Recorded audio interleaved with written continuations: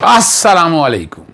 मोहम्मद अज़हर सिद्दीक अपने प्रोग्राम सियासी गपशप के साथ हाजिर खिदमत है। 4 मई 2024 हफ्ते का दिन है। ये हफ़्ता भी ख़त्म हो गया और अगला हफ़्ता बड़ा हंगामा खेज़ है। ये मैं बता दूं आपको वो क्यों। साइफ़र का केस, इद्दत का केस और 190 मिलियन पाउंड की ज़मानत वाले केस में, उसमें तो ज़मानत पक्की है। सर वो कितना लटकाते रहेंगे कोशिश करके, जिस तरह तोशाखाना में लटकाते रहे हैं। वो भी केस कोई नहीं है, केस तो कोई भी नहीं है, लेकिन इमरान खान के अगेंस्ट जो कि अब एस्टैब्लिशमेंट खुल के खड़ी है तो इसलिए वो भुगत रहे हैं। बड़ा अच्छा विज़िट चल रहा है महमूद अचकज़ई साहब का, असद कैसर साहब लेकर चल रहे हैं। असद कैसर बहुत आसान तरीके से जो पाकिस्तान तहरीक इंसाफ के वर्कर्स हैं उनके घर आ रहे हैं, जो जेलों में हैं उनके घर जा रहे हैं, मिल रहे हैं। और ये बहुत ज़रूरत थी, अशद ज़रूरत थी इस काम की। और इस स्टेज के ऊपर ये काम करना बहुत ज़बरदस्त है और ये इसके अच्छे नताइज मिलेंगे। कारकुनों की हौसला अफजाई होती है। आज मुलाकात है महमूद अचकज़ई साहब से भी, असद कैसर साहब से भी, और जो तफसीली बात होगी वो मैं इंशाल्लाह आप लोगों से शेयर करूँगा। लेकिन डील और एंगेजमेंट और गुफ्तो शनीद, इसकी क्लैरिटी आप दे दी है, पार्टी लीडर्स ने भी दे दी है।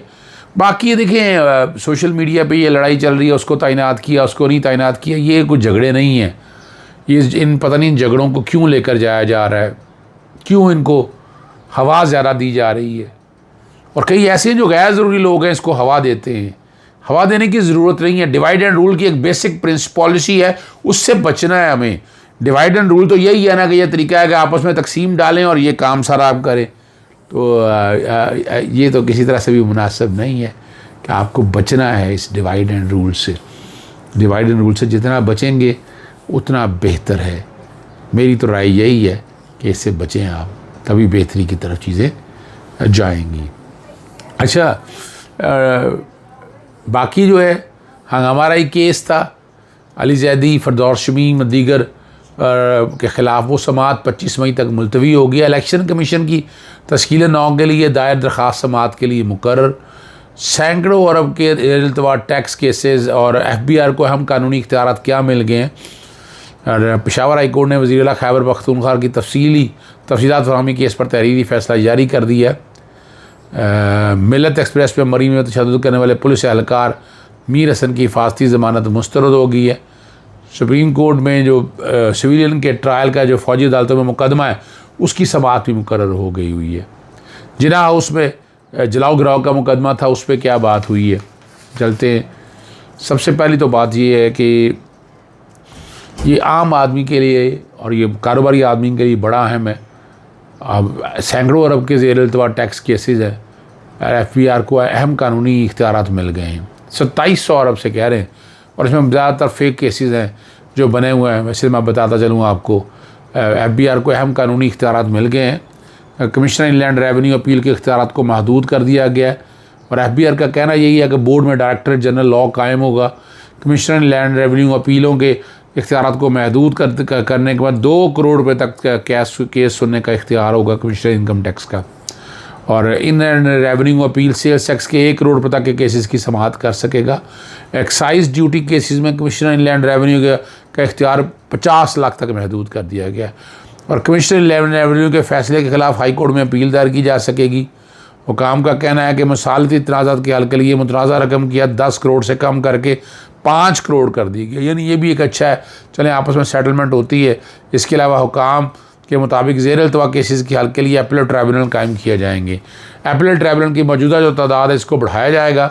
और मुद्दत की रोज़ जो आगे टाइम ये था ना, ये 60 रोज़ का था, इसको कम करके 30 रोज़ करने का इरादा है। और 90 दिन के अंदर का ट्राइब्यूनल अपील फैसला करने का पाबंद होगा।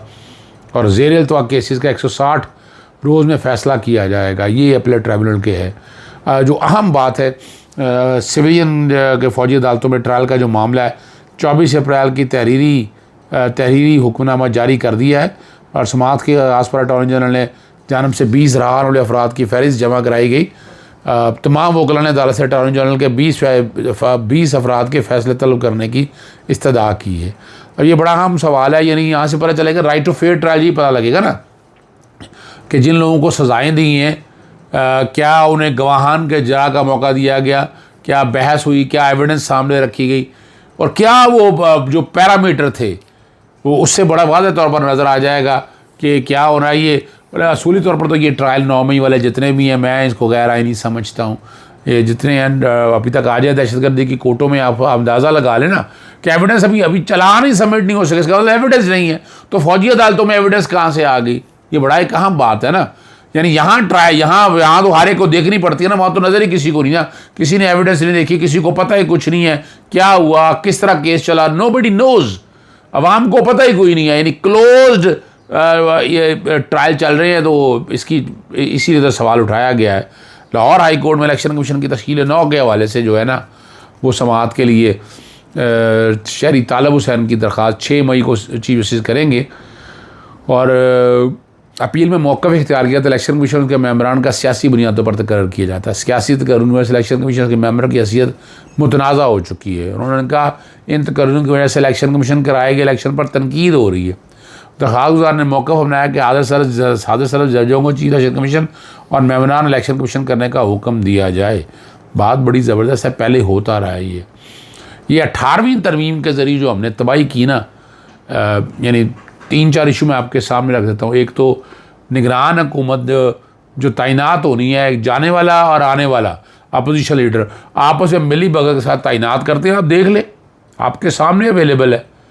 यानी निगरान हुकूमत अपोजिशन ने मिलकर तय की और वही लोग इक़्तिदार के अंदर आ गए। इसी तरह इलेक्शन कमीशन का भी तरीक़ाकार यही रखा हुआ है कि लीडर ऑफ द हाउस और अपोजिशन ये आपस में बैठकर तय करते हैं और मिली भगत से जो चीज़ सामने आती है उसके मुताबिक लगा देते हैं। तो ये मिसाक़ जमहूरियत का एक और तोहफ़ा है।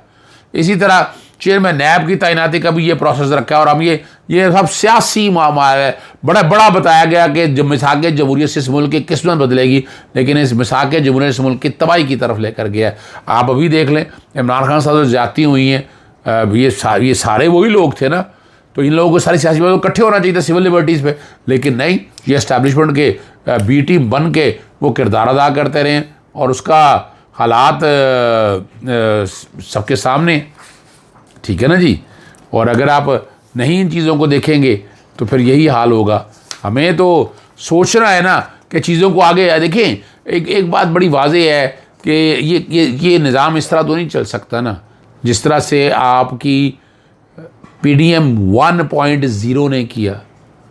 मुल्क तबाह हो गया, अब माली हालत क्या हो गई, महंगाई कंट्रोल नहीं हुई, डॉलर कहाँ से कहाँ चला गया, तेल की कीमतें कहाँ से जम करके कहाँ तक पहुँच गई।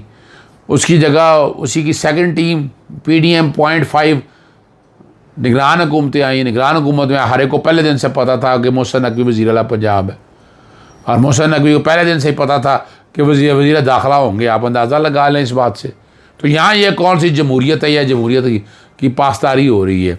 बहरहाल अली मीन गंडापुर जो है उनके ख़िलाफ़ जितने मुकदमे हैं, और वो इस्लामाबाद के मुख्तलिफ़ थानों में 17 मुकदमात हैं। डेरा इस्माइल खान में FIA साइबर क्राइम में 2 इंक्वायरी हैं और कौमी एहतसाब ब्यूरो में 1 इंक्वायरी चल रही है।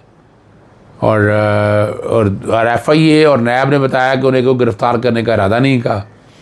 पंजाब मुकदमात की तफसीलात के लिए 30 दिन में मुतल्लिका फोरम से रजू करेंगे।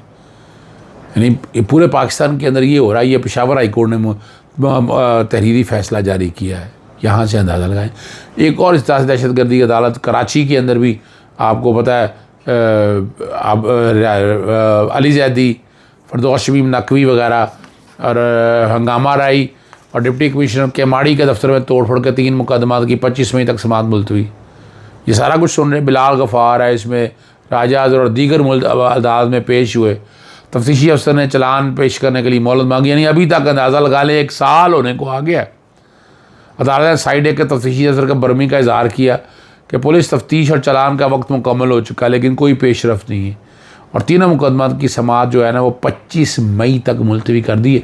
यानी इन मुकदमा में कोई एविडेंस नहीं है कि जेल में रखिएगा। इसीलिए तो अब ये चाहिए कि सुप्रीम कोर्ट को ये कम से कम इकट्ठे ही कर दें एक जगह, एक ही नौयत के हैं, कोई ख़ास फ़र्क नहीं है इसके दौरान। यहाँ लाहौर के अंदर भी जिना हाउस पर हमला और जलाओ गिराओ का मुकदमा था, 6 मई तक ज़मानतों पर मज़ीद समाअत मुलतवी कर दिए। रिकॉर्ड मांगने के लिए प्रोसिक्यूशन ने मोहलत तलब की, उन्हें आखिरी मौका दिया गया है। आइंदा समाअत पर अगर रिकॉर्ड पेश ना किया गया तो दरख्वास्त का फ़ैसला कर दिया जाएगा। 43 मुलजमान ने दरख्वास्त ज़मानतें ज़ाहिर कर रखी हैं। अरशद जावेद जो ड्यूटी जज हैं उन्होंने इस केस की समाअत की है। मुकदमा नंबर सर्वर रोड का है और 23/96 है। आखिर में मिल्लत एक्सप्रेस में जो मरियम बीबी तशद्दुद करने वाले पुलिस एहलकार मीर हसन की अभी तक आप अंदाज़ा लगा लें क्या जुल्म हुआ, और गिरफ़्तारी के खौफ से वो अदालत में पेश नहीं हुआ। रेलवे पुलिस ने अदालत में मौक़ा पेश किया कि मुलज़म को मेरिट पर शराइत पूरी किए बगैर ज़मानत दी गई थी, ये उन्होंने बताया है। और आप अंदाज़ा लगाएँ ये हाल है हमारा, हम इंसाफ ही नहीं दिलवा सके। अगर एक वो बीबी ने क्या कहा, बीबी को जिस तरह तशद्दुद का निशाना बचाया, हम हीरो बनाते फिर रहे हैं। यहाँ पुलिस वाला जाती करे अपना एक पेटी भाई दूसरे पेटी भाई को बचाने के लिए किस हद तक चला जाता है, और हम खामोश तमाशाई बने ये सारा कुछ देख रहे होते हैं। इजाज़त चाहता हूँ। अस्सलाम वालेकुम, अल्लाह हाफ़िज़। पाकिस्तान जिंदाबाद।